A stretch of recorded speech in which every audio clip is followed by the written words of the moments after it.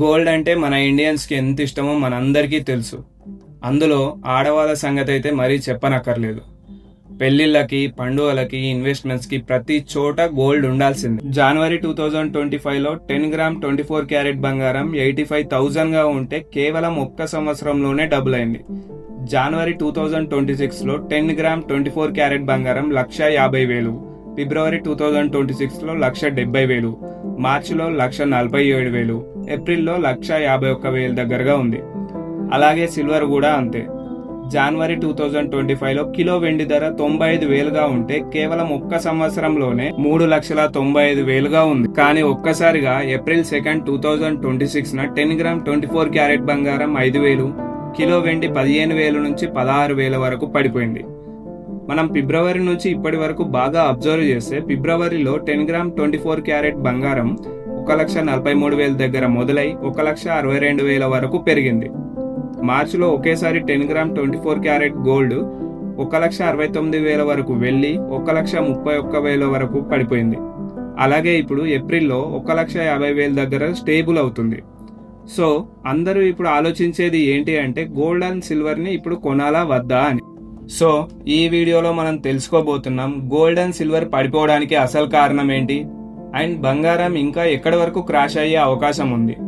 మరీ ముఖ్యంగా gold and silver ఇప్పుడు కొనాలా లేదా ఇంకా కొన్ని రోజులు ఆగాలా అని. రీసెంట్ గా the times of India report ప్రకారం 10 గ్రామ్ 24 క్యారెట్ బంగారం 5,000 వరకు, కిలో వెండి 15,000 వరకు పడిపోయింది. ఇది ఒక్క రోజులో జరిగిందా?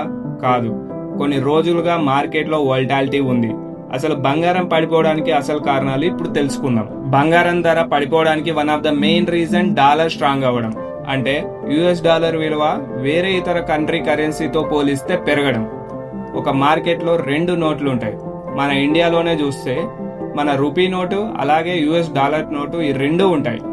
ఏప్రిల్ 2025లో ఒక్క యుఎస్ డాలర్ 86 రూపీస్కి సమానంగా ఉంటే కానీ ఇప్పుడు ఒక్క యుఎస్ డాలర్ 95 రూపీస్కి సమానంగా ఉంది. సో ఈ విధంగా డాలర్ అనేది స్ట్రాంగ్ అయితే గోల్డ్ ధర పడిపోతుంది. ఎందుకంటే ప్రపంచం మొత్తం కూడా గోల్డ్ కొనాలంటే డాలర్లోనే కొనాలి. కానీ డాలర్ రోజు రోజుకి కాస్ట్లీ అయిపోతుంది. సో దీనివల్ల బంగారం కొనడం చాలా ఖర్చుతో కూడుకున్న పని అవుతుంది. దీనివల్ల డిమాండ్ అనేది తగ్గిపోతుంది. చివరికి గోల్డ్ ప్రైస్ పడిపోతుంది. డాలర్ స్ట్రాంగ్ అవుతూ ఉంటే బంగారం సడన్ గా ఎందుకు పడిపోతుందో చాలా మందికి అర్థం కాదు. కానీ ఇక్కడ సింపుల్ లాజిక్ ఒకటి ఉంది. మీరు ఏదైనా వస్తువు కొనాలి అంటే దాని ప్రైస్ పెరిగితే కొనే వాళ్ళు తగ్గిపోతారు, దాని డిమాండ్ కూడా తగ్గిపోతుంది. ఇదే గోల్డ్ ప్రైస్ తగ్గడానికి main reason. Second reason interest rates పెరగడం. యుఎస్ ఫెడ్ వాళ్ళు ఇంట్రెస్ట్ రేట్స్ ని పెంచారు.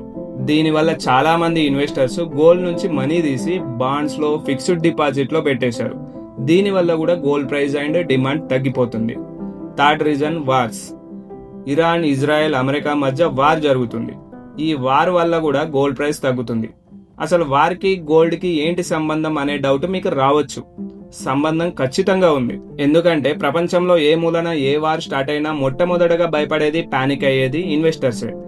వార్ స్టార్ట్ అవుతుందన్న విషయం వాళ్ళకు తెలిస్తే చాలు, వాళ్ళు వాళ్ళ ఇన్వెస్ట్మెంట్స్ ని తీసేసి సేఫ్ ప్లేస్ లోకి షిఫ్ట్ చేస్తారు.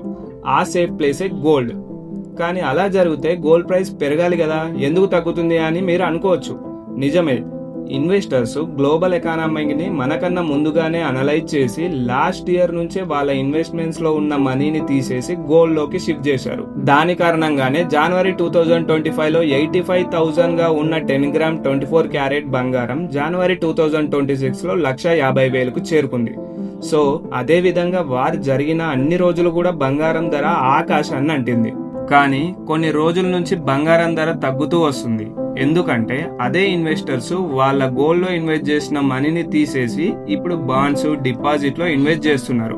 ఎందుకంటే ఇరాన్, ఇజ్రాయెల్, అమెరికా వార్ మధ్య అమెరికా ఒక టెంపరరీ సీజ్ ఫైర్ న్యూస్ ని అనౌన్స్ చేసింది. కానీ యుద్ధం మొత్తంగా ఆగిపోలేదు. కానీ సీజ్ ఫైర్ వల్ల మార్కెట్ లో కొద్దిగా టెన్షన్ తగ్గింది. దీనివల్ల ఇన్వెస్టర్స్ వాళ్ళ ఇన్వెస్ట్మెంట్స్ ని గోల్డ్ నుంచి మార్కెట్ వైపుకి షిఫ్ట్ చేస్తున్నారు. దీనివల్ల కూడా గోల్డ్ ప్రైస్ తగ్గుతుంది.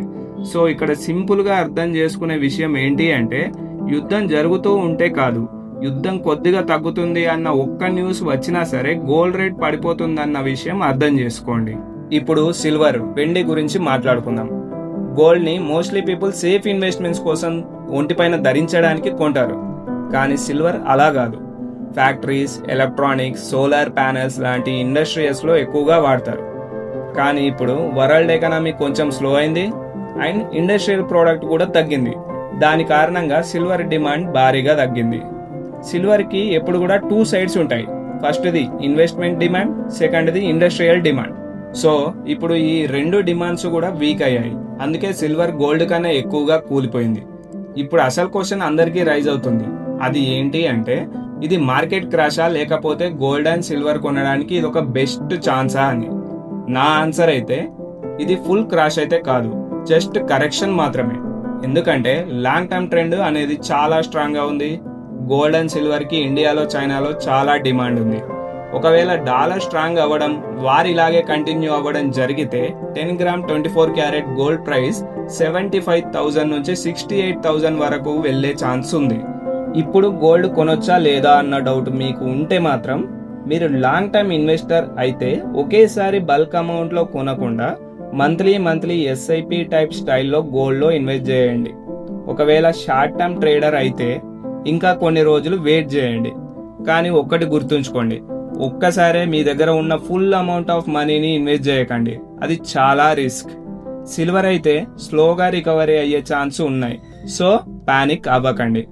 గోల్డ్ రేట్ పడిపోవడం అంటే అది క్రాష్ లాగా చూడకండి, అదొక ఆపర్చునిటీ లాగా చూడండి. రిచ్ పీపుల్ మైండ్ సెట్ ఎట్లా ఉంటుంది అంటే, మార్కెట్ పడిపోగానే వాళ్ళు పానిక్ అవ్వరు. అట్లాంటి ఆపర్చునిటీ అందుకోవడానికి వాళ్ళు ఎప్పుడూ ప్రిపేర్డ్గా ఉంటారు. మీరు కూడా రిచ్ మైండ్ సెట్ అయితే స్మార్ట్గా ఇన్వెస్ట్ చేయండి. ఇట్లాంటి డీప్ అనాలిసిస్ వీడియోస్ కోసం మా ఛానల్ని ఇప్పుడే సబ్స్క్రైబ్ చేయండి. నెక్స్ట్ ఇంకొక ఇంట్రెస్టింగ్ ఫైనాన్షియల్ టాపిక్తో మీ ముందుకు వస్తాను. Thank you. జై హింద్.